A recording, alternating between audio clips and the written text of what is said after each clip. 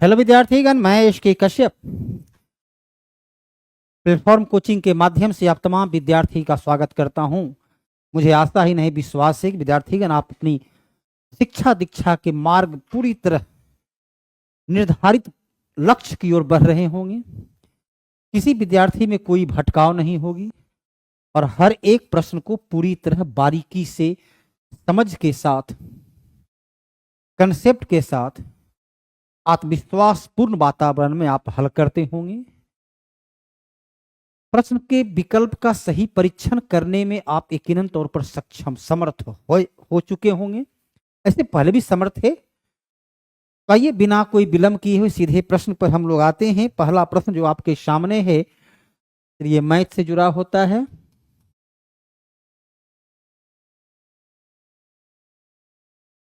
अस्थाई बंदोबस्त, permanent settlement है ना, इसकी शुरुआत कब होती है? इसकी शुरुआत होती है 1793 ईस्वी से। किसने शुरू किया? तो लॉर्ड कॉर्नवालिस के द्वारा इसकी शुरुआत हुई। यह क्या था? यह भू राजस्व प्रणाली का एक अंग था। कहां शुरू हुआ? तो चलिए, बंगाल बिहार के क्षेत्र में इसकी शुरुआत की गई। भारत के कुल भूभाग का कितना परसेंट हिस्सा? लगभग 19% हिस्सा कवर करता था। अस्थाई अर्थात इसमें एक बार जो कर निर्धारित किया गया, पूरे अंग्रेजों के शासनकाल 1793 से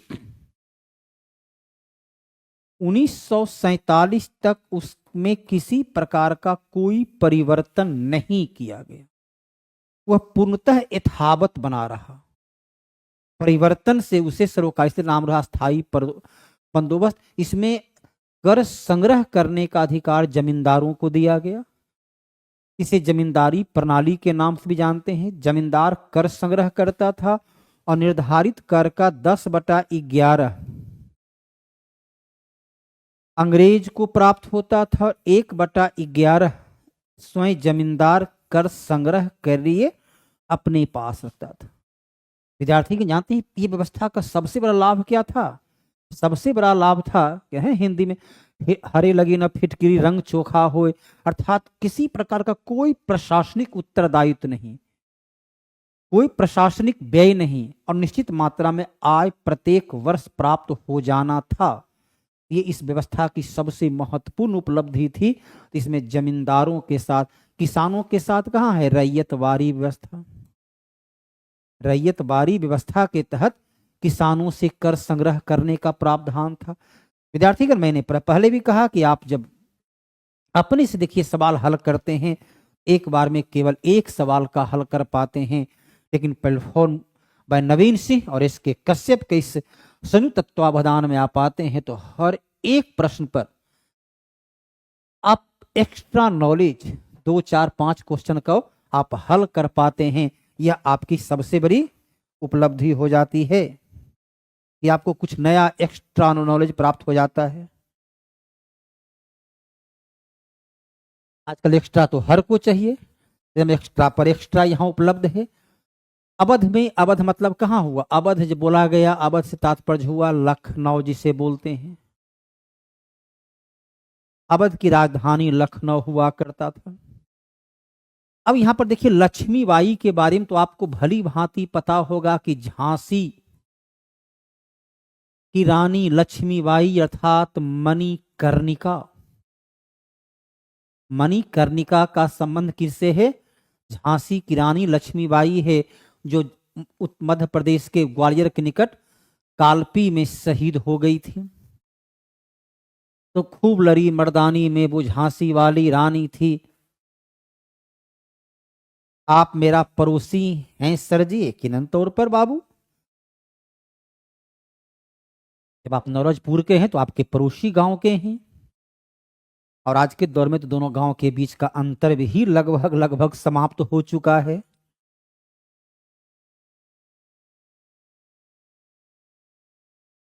तो ये विकल्प खत्म हो गया। महारानी अहिल्याबाई जो अपनी उदारता राज्य के डेवलपमेंट, न्याय प्रियता, इन होलकर महारानी अपनी संपूर्ण सेवा काल में किसी को फांसी की सजा नहीं दिए। अनेक मंदिर वगैरह का निर्माण करने में रानी अहिल्याबाई का महत्वपूर्ण योगदान रहा। तो होलकर नरेश अहिल्याबाई, इन्होंने जो है, इनका संबंध पूरी तरह से किससे, 18वीं शताब्दी का इनका संबंध है। तो अहिल्याबाई जो है का कोई भी संबंध 1857 की क्रांति से नहीं होता है। ये माहेश्वर को राजधानी बनाई, खांडे राव की पत्नी थी, है ना, खांडे राव की विधवा थी बेगम हजरत महल।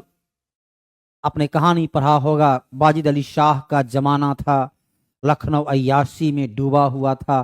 तो बेगम हजरत महल और अपना पुत्र बिरजिस के माध्यम से सत्ता का संचालन बेहतर तरीके से करने का प्रयत्न कर रही थी, सत्ता की पुनर्वापसी का प्रयास कर रही थी। और अंग्रेजों के जुर्म से का शिकार होकर अंतो यह नेपाल को पलायन कर गई, नेपाल को पलायन कर गई और वहीं एक गुमनाम की तरह अपने जीवन को अंत की। चलिए अगला सवाल पर आइए। क्रांतिकाल में काल नाम से, तो ये तो ये अखबार जो था, ये एक प्रकार का कह सकते हैं पंचांग था। ये क्या था? ये तो पंचांग था। केसरी आपको पता ही है कि बाल गंगाधर तिलक का अखबार केसरी, तिलक का अखबार केसरी, जो कि मराठी भाषा में प्रकाशित होती थी, और बंगवासी ये भी जो है सो बहुत महत्वपूर्ण अखबार था। या तो ये इसकी प्रकाशन की शुरुआत 1890 ईस्वी से ही इस अखबार की प्रकाशन की शुरुआत हो चुकी थी। बंगवासी से तात्पर्य होता है बंगाल के क्षेत्र में। अमृतलाल चक्रवर्ती इसके संपादक थे। अमृत लाल चक्रवर्ती इसके संपादक थे। ये दोनों अखबार जो है क्रांतिकारियों के विचार को बढ़ावा देने का कार्य करता था। दोनों अखबार क्रांतिकारियों का, तो क्या हो जाएगा, उपयुक्त में से एक से अधिक केसरी मराठा ये तिलक की अखबार थी। इसके अलावा क्रांतिकारी गतिविधियां में आपका जो अखबार है वो वंदे मातरम, युगांतर,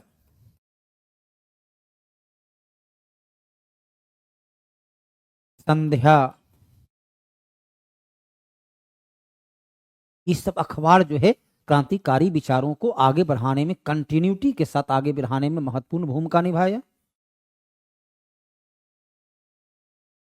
सचिन सान्याल द्वारा स्थापित हिंदुस्तान रिपब्लिकन एसोसिएशन की स्थापना, हिंदुस्तान रिपब्लिकन एसोसिएशन नाम बदलकर Hindustan socialist Republican, Hindustan Republican association की स्थापना जो हुई थी, ये कब हुई थी? तो ये स्थापना 1924 में हुई थी। कहाँ हुई थी? तो कानपुर में हुई थी। और Hindustan socialist Republican association, socialist इसमें जोड़ा गया। क्यों? उसके पीछे का दो आधार था। पहला तो यह है कि हिंदुस्तान रिपब्लिकन एसोसिएशन के सदस्य जो है 9 अगस्त 1925 को काकोरी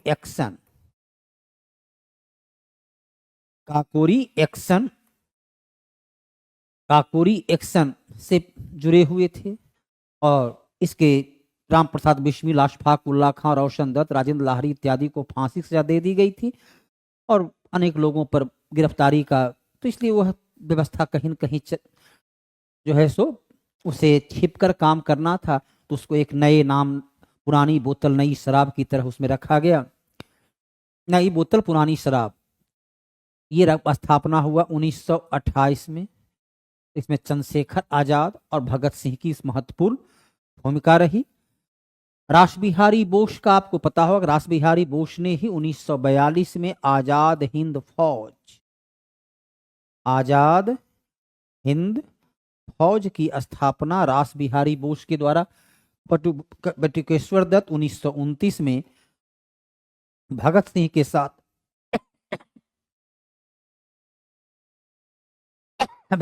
साथ बटुकेश्वर दत्त ने 8 अप्रैल 1929 को केंद्रीय विधानसभा में बम फेंके थे, है ना। तो तीनों से तीनों परिचित हो गए। भारतीय राष्ट्रीय कांग्रेस का सूरत फूट कब हुआ? देखो 1905 में कांग्रेस का अधिवेशन हुआ था बनारस में, जिसकी अध्यक्षता किया गया था ये गोपाल कृष्ण गोखले के द्वारा। पहली बार स्वराज का प्रस्ताव यहां लाया गया लेकिन पास नहीं हुआ था। 1906 में कलकत्ता में कांग्रेस की अधिवेशन हुई। कांग्रेस की अधिवेशन कहां हुई? कलकत्ता में। अध्यक्षता किसने किए? दादा भाई नौरोजी। और यकीनन तौर पर आपको पता होगा कि ये एक ऐसा क्वेश्चन है कि कई बार ऐसा कह सकते हैं ग्रुप डी से लेकर संघ लोक सेवा आयोग तक में ऐसा एक भी जगह नहीं होगा सुशील जी, विकास जी, रंजन जी, ये क्वेश्चन नहीं पूछा हो, है ना। तो दादा भाई नौरोजी ने यहाँ पर पूर्ण स्वराज नहीं, दादा भाई नौरोजी ने यहाँ पर पहली बार कांग्रेस की ओर से स्वराज की मांग किए थे। 1907 में कांग्रेस का अधिवेशन सूरत में हुआ था, जिसमें कांग्रेस पार्टी गरम और नरम दल के रूप में दो भागों में बंट गया। इसमें गरम दल का नेतृत्व कौन कर रहे थे? लाल बाल और पाल उसका नेतृत्व कर रहे थे। इसकी अध्यक्षता कौन किए थे? अध्यक्षता किए थे रास बिहारी घोष, इसमें अध्यक्षता किए थे। इसमें कांग्रेस की सूरत फूट के नाम से जाना जाता है। कई मन साहब एकदम सही लिखे हैं। सुधीर कुमार जी एकदम धन्यवाद, धन्यवाद Sudhir. Evening sir, good evening. Prabhavati Devi कौन है? प्रभावती देवी का संबंध किससे? प्रभावती देवी वो जो है जयप्रकाश नारायण, जयप्रकाश नारायण की धर्मपत्नी। और जयप्रकाश नारायण के देखिए प्रभावती देवी के नाम से अखबार भी जो है सो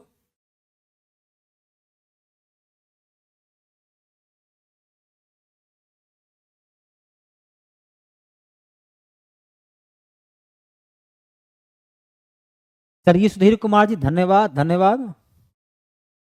तो प्रभावती गुप्त आपके नाम से देखिए यहाँ पर कंकरबाग में जो अस्पताल है क्या है, जो आपका मेदांता अस्पताल है, प्रभावती गुप्त मेदांता अस्पताल।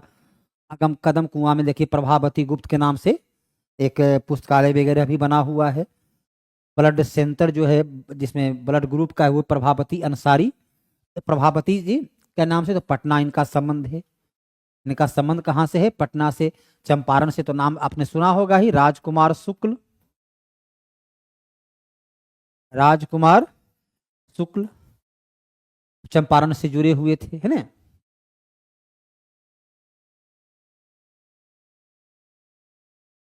वर्ष 1942 में किस त्योहार के अवसर पर जयप्रकाश नारायण हजारीबाग जेल से भाग निकले? हजारीबाग जेल से भाग निकले थे।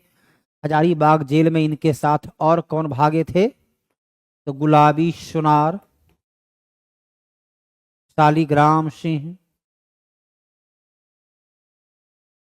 शालिग्राम सिंह, है ना, रामानंद मिश्र,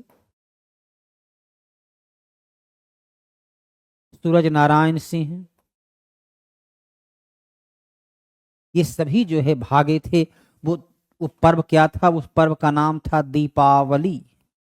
दीपावली की वो रात थी जब इन लोगों ने दीवाल फान करके, वो तारीख थी 9 अक्टूबर 1942। दीपावली की वो रात 17 मीटर ऊंची दीवार को फांद करके ये लोग जेल ब्रेक घटना को अंजाम दिए। बाद में नेपाल में फिर दोबारा इन लोगों को गिरफ्तार किया गया था। तो ये कौन सा दिन था? अब देखिए बैसाखी जो होती है, बैसाखी सामान्य अवस्था में होती है अप्रैल माह में। दशहरा चलिए अक्टूबर नवंबर के लगभग होता है। होली जो है अक्सर होती है मार्च अप्रैल में। मार्च मार्च में होती है, लगभग लगभग चलिए मार्च में ही होती है, होली मार्च में होती है, बैसाखी तो दशहरा जो है सो चलिए उसमें होता है, लेकिन मूलतः ये तो हो जाएगा उपयुक्त में से कोई नहीं, उपयुक्त में से कोई नहीं। बीपीएससी शिक्षक भर्ती 40 दंगल बैच, दंगल है ना, ये तो बड़ा फेमस फिल्म भी रहा। दंगल बैच जो है किससे दंगल करना है, क्योंकि विद्यार्थी के इस फौज में हजारों विद्यार्थी हैं, रेलगाड़ी के, ये अभी कुंभ जाने वाले रेलगाड़ी की डब्बे की तरह, जहाँ एक बैठेंगे दूसरा को खड़ा होना होगा, तो आप उसमें अपनी फुर्ती अपनी योग्यता के बल पर ही उस सीट को ग्रहण कर पाते हैं। तो चलिए उसी प्रकार यहाँ भी है, सफलता के लिए विद्यार्थी की संख्या बहुत ज़्यादा है और उसमें से आपको अपने लिए एक स्थान का चयन करना है। तो सुजय सर से आइए, उनसे शागिर्द में रहकर अपनी सफलता का मार्ग को प्रशस्त कीजिए। रैल किल्फ आपको पता ही होगा कि भारत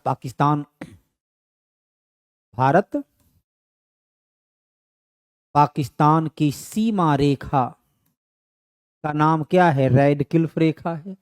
अल्पसंख्यक की समस्या के सुलझाने के लिए ऐसा कुछ है नहीं, स्वतंत्रता कार्य के भारत और पाकिस्तान के बीच सीमा रेखा के निर्धारण के लिए रेड किल्फ आयोग का गठन किया गया। विद्यार्थी आज आपकी उपस्थिति नहीं कुछ कम दिख रही है। स्वतंत्रता के समय भारत के लगभग कितने परसेंट स्वतंत्रता के समय, आज जब इतने विकास हम कर चुके हैं तो भी लगभग 48.9% लोग कृषि पर आश्रित थे। आज भी लगभग 48.9% कृषि पर आश्रित है। वर्तमान समय में कृषि पर आश्रित है, तब तुम्हारे पास अन्य संसाधन काफी कम थे, तो 100 तो होगा नहीं, तो 50 तो लगभग अभी है। चलिए 75% जो है लोग उस वक्त कृषि पर आश्रित थे। जीविकोपार्जन का आधार क्या था, कृषि था, है ना। गोल्डमैन पुरस्कार विजेता नहीं है। गोल्डमैन पुरस्कार पर्यावरण के लिए दिया जाता है। वंदना शिवा और मेघा पाटकर दोनों को जो है दिया गया था आपका राइट लवलीहुड पुरस्कार, राइट लवलीहुड पुरस्कार से इन्हें नवाजा गया है। और विद्यार्थीगण राइट लवलीहुड को वैकल्पिक नोबेल पुरस्कार के नाम से भी जाना जाता है। यहाँ पर आपके सामने जो दो विकल्प देखिए, यदि हम दोनों विकल्प का सही परीक्षण करें तो 2004 में पर्यावरण से संबंधित गोल्डमैन पुरस्कार चंपा देवी शुक्ला को प्राप्त हुआ है। और 1992 में ये पुरस्कार मेघा पाटेकर को प्राप्त हुआ है। वंदना शिवा को ये पुरस्कार प्राप्त नहीं हुआ। हाँ, इन दोनों को राइट लवलीहुड पुरस्कार प्राप्त हुआ है। मेघा पाटेकर से आप भली भांति परिचित होंगे, नर्मदा बचाओ है ना, नर्मदा बचाओ आंदोलन में इनकी महत्वपूर्ण भूमिका रही थी, बांग्लादेश से सीमा किस किस की मिलती है, देखिए बांग्लादेश से सीमा मिलती है,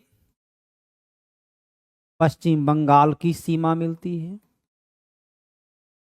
त्रिपुरा की सीमा मिलती है, असम की सीमा मिलती है, मिजोरम और मेघालय की सीमा मिलती है, मिजोरम और मेघालय की सीमा मिलती है। बांग्लादेश से भारत की सीमा 4096 किलोमीटर, अर्थात भारत की सबसे लंबी सीमा बांग्लादेश से ही मिलती है। यहां तक कि त्रिपुरा के त्रिपुरा तो 3 ओर से बांग्लादेश से घिरा हुआ है। देखिए 5 राज्य का नाम आपके सामने है, तो 5 राज्य की सीमा से मिलती है। प्रियंका कुमारी, सुशील कुमार, रुचि जी, चलिए रुचि लगता है गलत यहाँ पर है। एकमात्र उद्योग जो आत्मनिर्भर, आपको सब पता होगा। चलिए लौह इस्पात उद्योग में आप क्या पढ़ते हैं, लौह इस्पात उद्योग, ठीक है पढ़े। 1907 में पहला जमशेदपुर में इसकी स्थापना हुई, लेकिन उसके बाद आप देखते हैं कि द्वितीय पंचवर्षीय योजना काल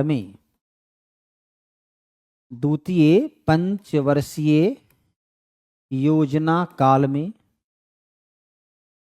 दुर्गापुर यूके की सहायता से, भिलाई रूस की सहायता से, राउरकेला जर्मनी की सहायता से, और तो कपड़ा उद्योग आपका जो जिसकी शुरुआत होती है 1854, कवासजी डाबर, कवासजी डाबर भारत का पहला सफल कपड़ा उद्योग 1854 में। ऐसे कपड़ा उद्योग भारत अतीत काल से ही, प्राचीन काल से ही काफी बेहतर अवस्था में था। भारतीय कपड़ा तो विश्व स्तर पर प्रसिद्ध था, है ना।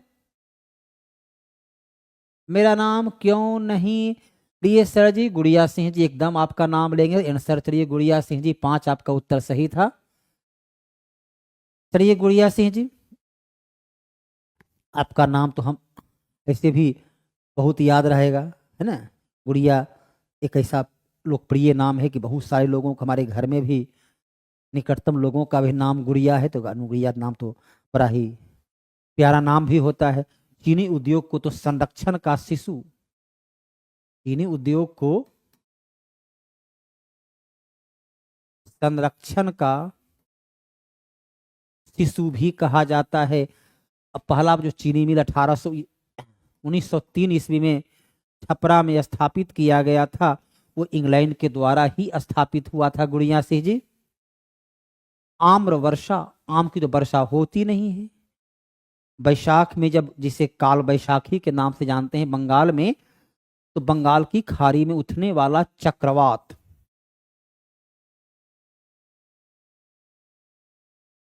बंगाल की खाड़ी का चक्रवात, बंगाल की खाड़ी का जो चक्रवात है, उस चक्रवात से जब वर्षा होती है कर्नाटका महाराष्ट्र में, आम की फसल के लिए काफी लाभदायक होता है। वो जो है आम की फसल के लिए काफी लाभदायक होता है, इसलिए उसे आम्र वर्षा के नाम से जाना जाता है।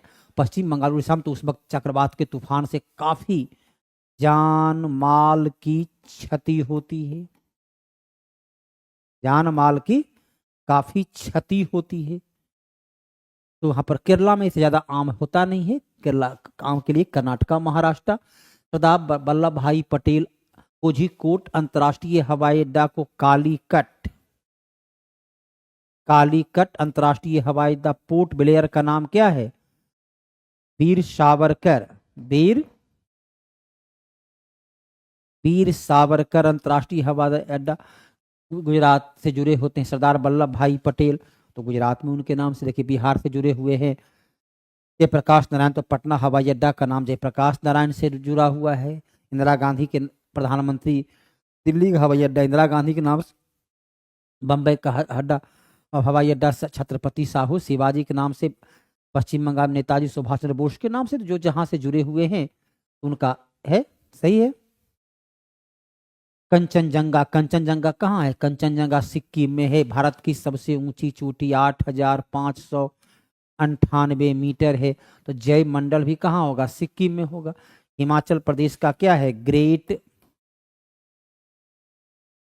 हिमालयन। उत्तराखंड का है नंदा देवी, है ना, नंदा देवी जो पर्वत भी है, 7816 मीटर ऊंचा है। इस प्रकार से आपका हुआ। निम्नलिखित दर्रा अरुणाचल प्रदेश, देखो लिपुलेख दर्रा जो है कहाँ है? ये लिपुलेख दर्रा है उत्तराखंड में। लिपुलेख दर्रा कहाँ है? तो लिपुलेख दर्रा है उत्तराखंड में। जो जिला दर्रा है लद्दाख में। देखो बोमडीला दर्रा, दिफू दर्रा अरुणाचल प्रदेश की दर्रा है। दर्रा किसको कहते हैं? पर्वत का वो कटा छटा भाग जिस पार, जिसके माध्यम से इस पार से उस पार आ जा सकते हैं, उसे दर्रा के नाम से, उसे क्या बोलते हैं? उसे दर्रा के नाम से जाना जाता है। हाल ही में अन्ना चक्र और स्कैन अन्न चक्र है। अन्ना ने अन्न चक्र का है, अन्न चक्र का क्या है? जन वितरण प्रणाली, राशन की दुकान, जन वितरण प्रणाली से जुड़ा हुआ है। इसका मूल उद्देश्य क्या होता है? कि लोगों को जो सरकार सब्सिडी देती है, अन्न खाद्यान्न सब्सिडी जो सरकार देती है, तो खाद्यान्न सब्सिडी का पैसा जो है सही व्यक्ति के नाम ट्रांसफर हो, सही व्यक्ति तक पहुंच बने, इसके लिए जो है अब देखिए अमित शाह तो गृह मंत्री हैं, तो ये प्रहलाद जोशी ये जो है कौन जारी किए हैं, तो जो जिस विभाग का मंत्री होता है अक्सर हाँ इस प्रकार का पोर्टल को विभागीय मंत्री के द्वारा ही जारी किया जाता है। अंडर 90 में बांग्लादेश जो है सो विजेता रहा। क्रिकेट एशिया कप 2024 में विजेता कौन रहा? बांग्लादेश। चलिए तो करंट अफेयर से जुड़ा हुआ क्वेश्चन है। पहला स्वदेशी रूप से विकसित की गई एंटीबायोटिक दवा का नाम है, भारत में पहला एंटीबायोटिक दवा से तो भली भांति आप परिचित होंगे, पेनिसिलिन से लेकर अन्य सभी का। भारत ने जो सभी विदेशी यूरोपीय कंपनी के द्वारा, अमेरिकी कंपनी के द्वारा भारत ने पहली बार स्वदेशी तकनीक पर आधारित कम लागत से बेहतर रिजल्ट देने वाला एंटीबायोटिक दवा का इस्तेमाल प्रयोग में सीखा है, वो है नेफ्रेथ्रोमाइसिन के नाम से जाना जाता है। प्रजनेश गणेशन जो है वो किस खेल से जुड़े थे? टेनिस खिलाड़ी थे। अब ये टेनिस से संन्यास ले लिए हैं। टेनिस में भारत में कोई बहुत ज्यादा, चलिए सानिया मिर्जा एक, और उसके पहले रमेश कृष्णन और कुछ गिने चुने ही नाम थे जो कि टेनिस में अंतर्राष्ट्रीय स्तर की ख्याति को प्राप्त की। हॉकी का भी जो है श्रीजेश जो वो भी संन्यास ले चुके हैं। प्रधानमंत्री राज सौर ऊर्जा के लिए हिमाचल प्रदेश ने शुरू किया है। पर्वतीय क्षेत्र है, जिस प्रकार से भूस्खलन लगातार बढ़ता जा रहा है, कहीं न कहीं वो हमारी पर्यावरण को क्षति पहुंचाने वाली है। नोटिफिकेशन जिस समय आता है उससे कम से कम 6 महीना पहले से लेकर एग्जाम होने तक का करंट अफेयर्स पढ़ता है। और करंट अफेयर्स पढ़ने के लिए देखिए सबसे पहले आप अपने आज से 5-7 साल पहले यदि आपके बड़े भाई चचा वगैरह तैयारी करते होंगे, देखिए उसके लिए कभी भी करंट अफेयर्स के लिए कोई कोचिंग वगैरह नहीं करते थे। करंट अफेयर्स में पहले वो एक मासिक पत्रिका लेते थे, हर महीना मासिक होता कि जब मासिक पत्रिका के 10-20-25 रुपये वो देते थे पॉकेट से नगद, जब नगद खर्च करते थोड़ी सी उसमें रुचि बनी रहती है तो 5-7 दिन कम से कम उसको ध्यान, किताब खरीद के लाए हैं तो किताब को पढ़ना है, और 5-7 दिन में ही पूरे पिछले महीना का करंट अफेयर्स का पूरा याद हो जाया करता था। तो हर महीना वो नया लेते थे और हर महीना 5-7 दिन ही उस पर ध्यान दिए तो मालूम हुआ कि पिछला महीना का पूरा करंट अफेयर्स मजबूत हो गया। तो विद्यार्थी करंट अफेयर्स मजबूत बड़े आसानी से होते थे। तब करंट अफेयर्स में विद्यार्थी क्वेश्चन गलती कम होता था। लेकिन आजकल जो है सो वो किताब खरीदने की जो प्रवृत्ति खत्म हो गई कि मोबाइल पर देख लेंगे देखते रह जाते हैं। तो और बाद में होता है कुछ लगता है कि इतना कठिन हो गया कि याद नहीं हो रहा है, करंट अफेयर छूट रहा है। तो थोड़ा सा आधा घंटा अखबार प्रत्येक दिन पढ़िए और एक मासिक पत्रिका लीजिए। देखिए करंट अफेयर्स का से पूरी तरह लगभग 90% प्रश्न को बड़े ही सरलता से आप हल कर पाओगे। हिमाचल प्रदेश ग्लोबल वार्मिंग से बचाव के लिए पृथ्वी के जो गर्म हो रही है वैश्विक उष्णता से बचाव के लिए हिमाचल प्रदेश शुरू किया ताकि सौर प्लांट का तैयार किया जा सके। अब देखिए बरसात में हिमाचल प्रदेश को काफी क्षति पहुंची थी। अंतर्राष्ट्रीय प्राचीन कला महोत्सव ये शुरुआत नई दिल्ली किया गया ताकि हमारी भारतीय धर्म संस्कृति से विश्व के लोग परिचित हों। आप एक सामान्य ज्ञान दर्पण काफी फेमस किताब हुआ करता था, वो आप आज भी आती है बाजार में बाबू, तो उसको लीजिए। किरण का मासिक पत्रिका आदि आता है तो किरण का मासिक पत्रिका लीजिए। कोई भी जो बाजार में उपलब्ध है थोड़ा सा और हाई स्तर का तो पत्रिका दर्पण लीजिए, है ना, तो वो जो है सो काफी लाभदायक आपको होगा। शिक्षक बैच बीपीएससी शिक्षक भर्ती 40, 6, 8, 9, 10, 11, 12 का जनरल स्टडी का कॉमन पेपर की पढ़ाई चल रही है। 40 मार्क का जो क्वेश्चन है जीएस का 450 रुपया मात्र फी रखा गया है। और इसमें history, polity, economic, geography, current affair तमाम की पढ़ाई बड़े ही सिस्टमेटिक तरीके से की जाती है सुयोग शिक्षक के माध्यम से। तो इससे आप जुड़ते हैं तो यकीनन तौर पर आपको लाभ पहुंचेगा। खेल मंत्रालय ने खेल पुरस्कार ध्यानचंद लाइफ टाइम का नाम बदल कर दिया है अर्जुन लाइफ टाइम अचीवमेंट, क्योंकि ध्यानचंद के नाम से भारत का सबसे बड़ा जो खेल प्रतियोगिता है, पहले जो राजीव गांधी खेल रत्न पुरस्कार था अब उसका नाम पर क्या है, ध्यानचंद खेल रत्न पुरस्कार। ये भारत में खेल के क्षेत्र में दिया जाने वाला सबसे बड़ा पुरस्कार है। चूंकि राजीव गांधी का नाम कर दिया गया तब उसको ध्यानचंद को अब एक ही सबसे हाई लेवल का ही थोड़ा जूनियर लेवल का भी नहीं अच्छा लगता है, तो दोनों को नाम अलग अलग कर दिए, है ना। योजना ने अगले 10 वर्ष के लिए बढ़ा दी है उड़ान योजना। उड़ान योजना का उद्देश्य क्या था? पीएम जनधन योजना तो सदैव चलता है भाई, ताकि जो गरीब लोग हैं उनका भी अपना भी बैंक में खाता हो। 2014 से इसकी शुरुआत हुई थी। बेटी बढ़ाओ बेटी बचाओ, क्योंकि जिस प्रकार से हमारे देश में जनसंख्या का क्षेत्र में स्त्री और पुरुष के अनुपात में फासला बढ़ता गया, तो उड़ान योजना की जो कि शुरू में 2017 से 5 वर्ष के लिए था, तो 5 वर्ष कार्यकाल पूरा किया, तो इसे और अगले 10 वर्ष के लिए बढ़ा दिया गया।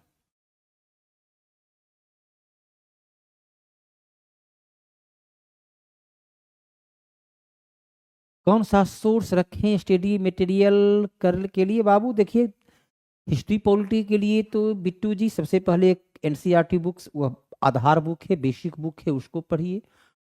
ऐसे एक प्रतियोगिता दर्पण का एक विशेषांक आता है, उसको देखिए। इसे हम लोग क्लास में जो नोट्स देते हैं तो हमने दावा करते हैं पॉलिटी में कि जो दावा किया पिछले 3 का अनुभव भी है कि 40 क्वेश्चन, अरे 40-40 दोनों रख लें, ये 6 to 8 और 9-10, तो 40 दोनों 80 क्वेश्चन में कम से कम जो है 75 क्वेश्चन जो नोट्स दी जाती है उससे टैली कर जाता है। चलिए अब यहाँ से आपका साइंस क्वेश्चन है।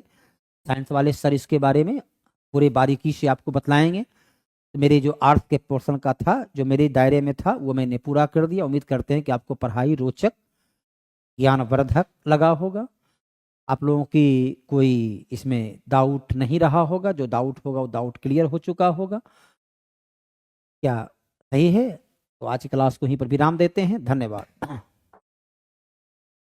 उड़ान योजना क्या है? उड़ान योजना है कि जो गरीब वर्ग हैं, जो बीपीएल परिवार के लोग भी हैं, यदि यात्रा करने में हवाई जहाज से भी यात्रा कर सकें, चप्पल पहनने वाले भी लोग जो हैं, जैसे बस से यात्रा करते हैं, रेल से यात्रा करते हैं, तो हवाई यात्रा जो है उनको सुलभ हो कि कहीं बहुत जल्दी पहुंचना है तो वो रेल और बस से सड़क मार्ग की जगह जो है वो हवाई मार्ग का भी प्रयोग छोटे छोटे शहरों में भी हवाई मार्ग की सुविधा उपलब्ध कराया जाए, ताकि आम नागरिक भी हवाई मार्ग का प्रयोग कर सके। सत्यमानंद जी।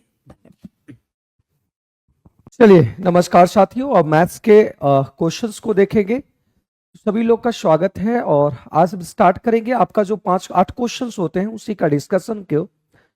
चलिए देखो यहाँ पे सवाल है आपका, ये वाला सवाल कह रहा है कि 31 में यहां कह रहा है कि 3,90,625 रुपया पर, यहां पे एक चीज छूट गया है, थोड़ा सा इसको सुधार लेंगे। ये 2 वर्षों का, यहां सुधार लेंगे 2 वर्षों में 8% प्रतिवर्ष की दर से अर्धवार्षिक।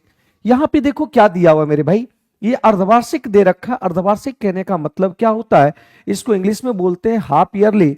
मतलब यहां पे अर्धवार्षिक कहने का मतलब क्या हुआ कि 12 मंथ का अगर ये है तो इसका मतलब क्या हुआ कि जो ब्याज का आकलन होगा वो 6-6 मंथ पे होगा। 6-6 मंथ पे होगा, मतलब एक वर्ष में अगर बात करें तो कितना टर्म हो जाएगा, 2 टर्म हो जाएगा। लेकिन यहाँ पे अगर बात करें कि यहाँ पे 2 वर्ष का है तो 2 वर्ष में टर्म की अगर बात करें तो 2 वर्ष में आपका टोटल टर्म कितना हो जाएगा, आपका 4 टर्म हो जाएगा। 2 साल में क्या हो जाएगा, ओ इसलिए नहीं बना। हाँ यहाँ पे आपका ये आपका यहाँ पे छूटा हुआ था, 2 वर्ष है यहाँ पे, ठीक है ना। तो एक बात समझो कि यहाँ पे कह रहा है कि ये मूलधन है और इतना रुपया हम कर्ज पे दिए थे और 2 साल के लिए कर्ज पर दिए थे 8% की दर से। तो जब हाफ ईयरली है, हाफ ईयरली अगर जब भी बात करें तो याद रखना कि ये जो आपका 8% है ये वार्षिक है, ये आपका 1 साल का 12 महीने का, लेकिन यहाँ पे आकलन 6-6 महीने का हो रहा है। तो रेट आपका जो होगा ये भी आधा होगा और ये 4% होगा, और 4% को हम लिखेंगे 1/25। इसका मतलब क्या हुआ कि मूलधन और यहां अमाउंट 25 से आपका कितना हो गया, 26 हो गया। और ये टर्म कितना बार होगा, क्योंकि यहां पे आपका 2 साल का है तो 2 साल में कितना टर्म हो जाएगा, 4 टर्म। मतलब 25 से 26, 25 से 26, 25 से 26, 25 से 26 आपका जो होगा, तो 25 से 26 आपका जो होगा तो ये आपका कितना बार, 4 टर्म हो जाएगा। तो इसको 4 कर देंगे तो ये 25 का पावर 25 करेंगे तो 25 गुना 25 625, और 625 का आपका यही हो जाएगा, है ना, यही वाला हो जाएगा, ठीक है, यही हो जाएगा। और 26 का हो जाएगा आपका 45 69, और ये आपका हो जाएगा पावर 4, 26 का आपका पावर ये हो जाएगा। तो ये आपका एक क्या आ गया भाई, ये मूलधन आ गया कितने साल में, 4 साल में। और ये आपका अमाउंट आ गया कितने साल में, 4 टर्म में, 2 साल मतलब 4 टर्म में। तो यहां से आपका बोला गया है कि यहां से आपका बोला गया है कि सीआई क्या होगा। तो सीआई निकालने की बात करें कि 4 टर्म में मतलब 2 साल में अर्धवार्षिक संचित हुआ तो आपका अमाउंट 4,56,976 आ गया और मूलधन 3,90,625 है। तो कितना बढ़ा वही निकालना है। तो 1, 7 में से 2 गया यहाँ पे 5, 9 में से 6 गया 3 और 6 में से यहाँ गया 6 और यहाँ 6 मतलब 66,351 इसका सही उत्तर आ जाएगा यही। ठीक है। परचेज सर, ये टेस्ट परचेज कैसे करें? तो ये परचेज आपको ऑनलाइन एप्लीकेशन पे जाना, सॉरी प्लेटफॉर्म बाय नवीन कुमार सिंह एप्लीकेशन पे जाना होगा और वहां पे आपका दिया हुआ है, वहां पे आपका टेस्ट होगा, बीपीएससी करके टेस्ट होगा, वहां पे टेस्ट जाएंगे तो वहां पे परचेज कर लेंगे। ठीक है। क्या बात समझ पाए कि नहीं मेरे भाई बताओ? मतलब यहाँ पे 2 साल है तो अर्धवार्षिक है, तो 2 साल मतलब 24 महीना, 24 महीना का 4 टर्म हो जाए, 6 महीने का 4 टर्म होगा। तो 4 टर्म मतलब यहाँ पे मूलधन आपका 4 बार होगा, अमाउंट भी आपका पावर 4 होगा। तो इसका 25 का पावर 4 किए इतना, 26 का पावर 4 किए तो इतना। तो यहाँ पे देखो बढ़ा कितना, ये 66,351, यही आपका क्या होगा, कंपाउंड इंटरेस्ट होगा, यही कंपाउंड इंटरेस्ट होगा। कह रहा निम्नलिखित में से किसका वर्गमूल एक अपरिमेय संख्या, अपरिमेय संख्या जैसे रूट में, जैसे अपरिमेय संख्या जैसे हम कहते हैं कि ये आपका अपरिमेय है, ये आपका अपरिमेय है नहीं, क्योंकि इसका रूट निकल जाएगा, ये अपरिमेय नहीं होगा।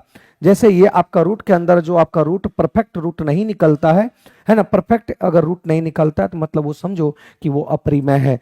तो इसका अगर हम बात करें, तो यहां से अगर हम बात करें कि इसका अगर रूट निकालना चाहेंगे तो ये आपका रूट नहीं निकलेगा, क्योंकि यहां से अगर हम करते हैं तो 25 गुना, तो 25 गुना 25 सती 175 और यहाँ पे आपका 7 25 तिया 75, मतलब ये रूट आपका नहीं निकलेगा। तो यहां से आपका आ गया रूट 73, ये पूरा का रूट निकालेंगे तो यहाँ आपका यह 5 रूट 73, ये अपरिमेय संख्या होगा। ये देखो रूट निकलता है 25 का 5 और इसमें अगर फैक्टर करेंगे तो 5 गुना 6, छोटा वाला मतलब ये आपका 55 का स्क्वायर है और ये 25 का स्क्वायर है, मतलब ये आपका परिमेय संख्या होगा, ये भी परिमेय संख्या होगा। लेकिन ये जो आपका इसका रूट निकालेंगे तो रूट परफेक्ट रूट नहीं निकलेगा, मतलब अपरिमेय संख्या क्या होगा, ए होगा, अपरिमेय संख्या ए होगा। ठीक है।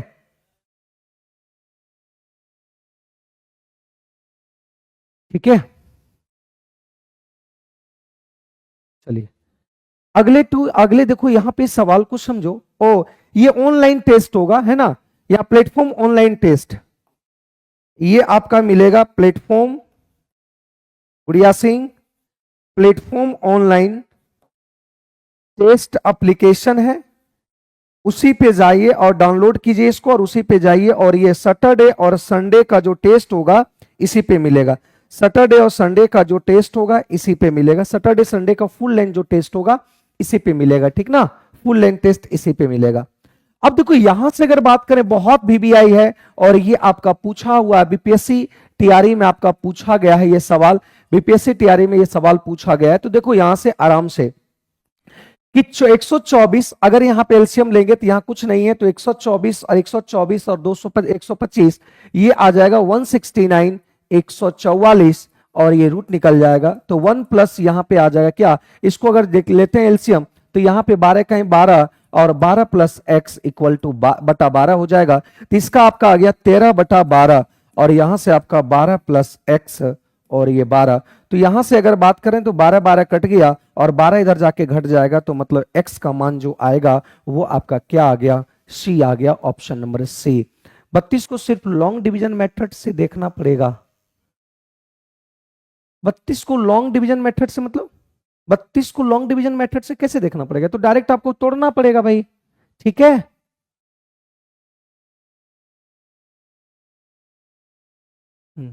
ठीक है, 17 नहीं होगा गुड़िया सिंह, कैसे 17 होगा, यहाँ पे इसको सॉल्व किए तो इसका रूट निकाले 13 बटा 12, इसको सॉल्व किए तो 12 प्लस एक्स बाय 12, तो यहाँ पे 1 का वैल्यू अगर 1 रखेंगे तो ये आपका दोनों बराबर हो जाएगा, मतलब x का मान 1 होगा। ठीक है गुड़िया सिंह, 17 नहीं होगा।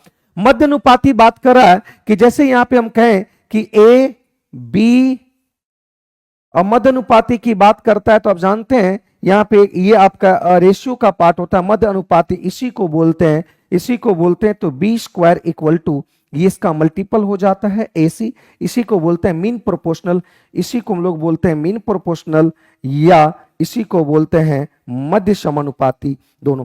तो यहाँ पे मध्य समानुपाती बोला गया है तो मीन प्रोपोर्शनल अगर बोला गया है तो मीन प्रोपोर्शनल क्या करेंगे, रूट निकाल देंगे किसका, ये संख्या और इसका संख्या का मल्टीपल।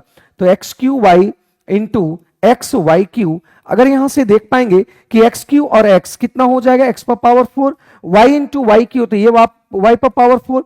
अब बताओ यहां पे रूट निकालेंगे तो यहां पे आपका 2 खत्म हो जाएगा, तो यहां से आपका आ गया कितना, ये आपका खत्म हो गया। तो आंसर आ गया option number C, option number C is the right answer. ठीक है सर आज 1 to 5 क्लास नहीं होगी, 1 to 5 क्लास तो हुआ था आज, नेगेटिव भी ले सकते हैं सर। नेगेटिव कैसे लोगे भाई, नेगेटिव कैसे लोगे, वहां पे आपका नेगेटिव लोगे तो नहीं ना पाएगा, इन नेगेटिव रहता तब ना आपको सोचते, नेगेटिव कैसे लोगे, नेगेटिव तो नहीं लेना चाहिए। अब देखो यहां से कह रहा है कि रेट आपका जो दिया हुआ है, रेट आपका दिया है 6.25% रेट दिया हुआ है। ठीक है, कह रहा है कि रेट आपका यहां पे बोल रहा है कि साधारण ब्याज की दर से कोई धनराशि कितने वर्ष में स्वयं का दुगनी हो जाती है। इसका मतलब क्या हुआ कि मूलधन अगर 100 रुपया रहा होगा तो अमाउंट दुगना हो गया, मतलब 100 रुपया किसी को कर्ज दिए तो कितने सालों में वो हमको 200 रुपया रिटर्न करेगा, मतलब दुगना रिटर्न करेगा। 100 रुपया दिए थे कर्ज, मानते 100 रुपया कर्ज में देंगे तो 200 रुपया रिटर्न करेगा। इसका कहने का मतलब ब्याज आपको कितना मिलेगा, ब्याज 100 मिलेगा। आप ये भी कह सकते हो भाई कि ये 1 रुपया मिला तो ये 2 रुपया रिटर्न करेगा, इसका मतलब ब्याज 1 रुपया मिलेगा, वैसे निकाल सकते हैं। तो यहाँ टाइम निकालना, टाइम बराबर आपका होता है ब्याज गुना 100, ब्याज गुना 100, तो ब्याज आपका 100 है गुना 100, मूलधन आपका 100 और यहाँ पे रेट आपका दिया हुआ है 6.25 रेट दिया, पॉइंट हटाएंगे तो ऊपर 100 जाएगा, ये 100 से 100 कट गया, 25 चौका 25 पंचे और 25 चौका ये कट गया, तो आपका 16 साल आ गया। कितना साल आ गया, टाइमिंग आपका 16 साल आ गया। Option number B is the right answer, B इसका सही उत्तर आ गया। ठीक है, बी इसका सही आंसर आ गया। ठीक है मेरे भाई, सभी का आंसर आ रहा है बी 16, बहुत बढ़िया। ठीक है, क्लियर है, यहां तक बहुत आसान है ना। अगले सवाल की बात कर रखा है कि 50 विद्यार्थियों की कक्षा में 60% लड़का था, तो लड़का की अगर बॉयज की बात करें तो ये 60% होगा और गर्ल्स की बात करेंगे तो ये 40% होगा। यहां से अगर काटेंगे तो ये 3 रेशियो आपका 2 होगा। इससे एवरेज से इससे कोई मतलब नहीं है, हम जान गए कि बॉयज आपका 3 और गर्ल्स आपका 2 के रेशियो में है। अगर इसको भी लेकर बनाएंगे तो वही आपका एवरेज आएगा और इसको भी लेकर बनाएंगे तो वही एवरेज आएगा। लड़कों का औसत अंक आपका बोला गया है 62 है और लड़की का औसत अंक बोला गया है 68 है।